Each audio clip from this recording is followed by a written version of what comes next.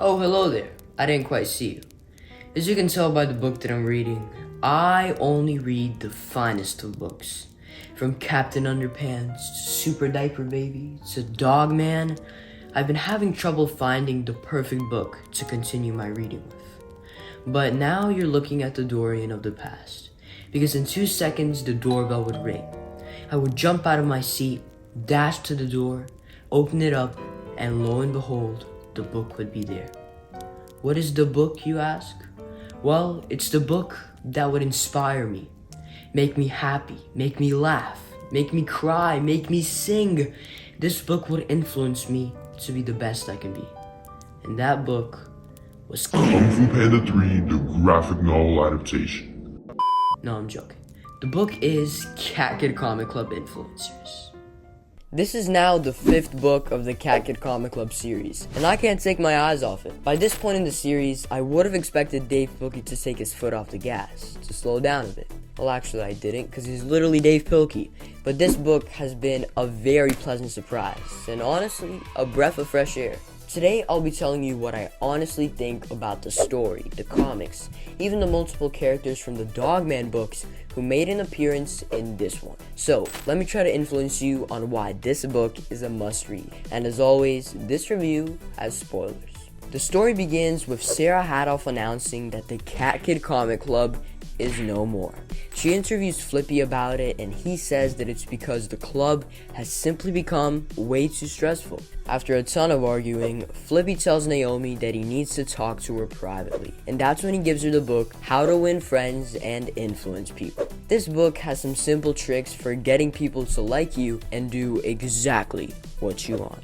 Okay, that last part made it sound kinda dark, but this book is incredibly helpful to Naomi because it helps her improve her people skills a lot. We also see Flippy going from a strict, overprotective dad to a more laid-back and fun-loving parent. This book features a bunch of new comics from the Baby Frogs. And even though there aren't as many comics compared to the other books, I am still just as happy. Because I feel like now every single comic really serves a purpose. They aren't only fresh and unique and interesting, but they're also important to the story and move the plot forward. When I was making my preview video before this book released, I actually made a joke about how the comic Two Birds does not sound all that interesting. But in the end, this might actually be my favorite comic of the whole book. It follows the lives of two birds that are born together, live together, and die together. One bird spends its entire life being positive, while the other keeps searching for reasons to be negative. And soon enough, instead of being grateful for the chance to live, the second bird dies regretting its negative life. This story, combined with the beautiful illustrations,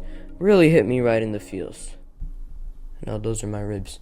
Okay, I don't exactly know where my feels are, but wherever they might be, this comic hit me right there. And it actually ended up hitting Flippy as well, because this was the exact comic which influenced him to be more positive and laid back. In this book, Dave Pilkey did a great job actually tying in the comics to his stories. Because imagine that in some alternate universe, we have this whole Cat Kid Comic Club plotline with these comics sprinkled in, but then at the end of the day, they don't contribute to the story at all. We watch the Baby Frogs write them, draw them, and once we finish reading them, hasta la vista, it's done. But Dave Pilkey really said, not in my universe, because in this book, the comics actually connect to not just the characters, but also to us as readers. This book is like that big variety pack of candy that you can buy at Walmart. You might not like the Twix, you might not like the Twizzlers, I mean, who does? But at the end of the day, at the bottom of the bag, there's gotta be something that you like. Maybe it's a little Kit Kat, maybe it's a little Jolly Rancher, whatever it is, you know what I mean. And by the way, I like you Twizzlers, I'm just joking. This book has such a variety of characters with a variety of personalities,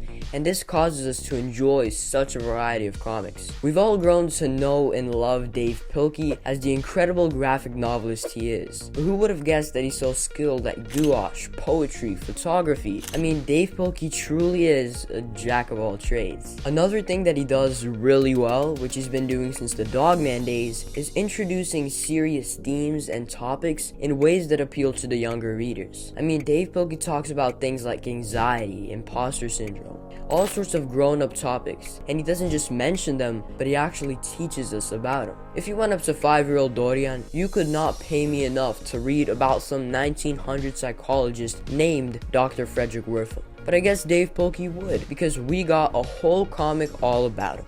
Long story short, he was a psychologist who did a bunch of studies and concluded that reading comics could make you a criminal. He impacted the public's opinion about comic books so much that he still affects beliefs today. And I'm not even mentioning the countless jobs that were lost as a result. Soon enough, well, not soon enough, 60 years later, a woman named Dr. Carol Tilly discovered that it was all a big fat lie. So Dave Pilkey doesn't just inform us about the history of comics, but he also teaches us about the fact that spreading misinformation can go a long way and hurt lots of people. Speaking of people, I really enjoyed seeing Sarah Hatoff. First of all, considering that nearly all of the main characters are animals, it was pretty refreshing to see a human for once. Her interview with Flippy at the beginning of the book was quite interesting, and she also helped introduce some of the Baby Frogs comics into the story. That being said, I truly savored reading Frogzilla vs. Mecha Frogzilla. I don't want to spoil this comic since it's such a great sequel to the one from book 4, but just know that your very favorite cop returns. Now, in order for me to make the DORIAN'S world scale as balanced as possible, I have to talk about some things that I think could be improved for the next book. One of the things that did disappoint me a little was the inclusion of Petey. I mean, what was Dave Pilkey thinking? No one likes Petey. No, I'm just joking. Everyone's absolute favorite part of the trailer was seeing Petey the cat visit the club. But sadly, in the actual book, he only appears on 2 pages. He drops little Petey off to play with the baby frogs in the snow. And by the way, the winter theme of this book is incredible, trust me. But when Molly asks him if he wants to play with them, all Petey does is say no thanks, and then that's it. She asks him if he's sure, and he says absolutely nothing, turns around, and goes home.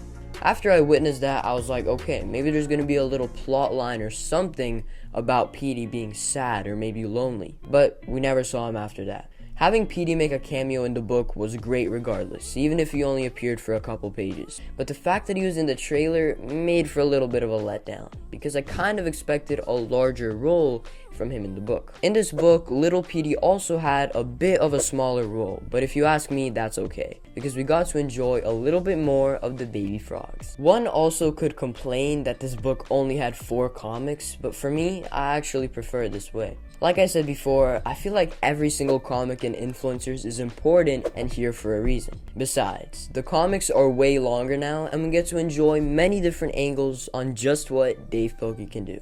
All in all, this book is a perfect example as to why I love Cat Kid Comic Club. It has interesting characters that I actually care about, a cool story, amazing illustrations, but also so many different little things going on that form an incredible bigger picture. I loved every single comic in this book. I enjoyed the Dogman cameos. If you're a Dave Pilkey fan, this book is surely worth your time. But now, if you read the book and want to see if you're a true Cat Kid fan, check out this quiz right here that's all about influencers. Thanks for watching, and I'll see you around. Bye!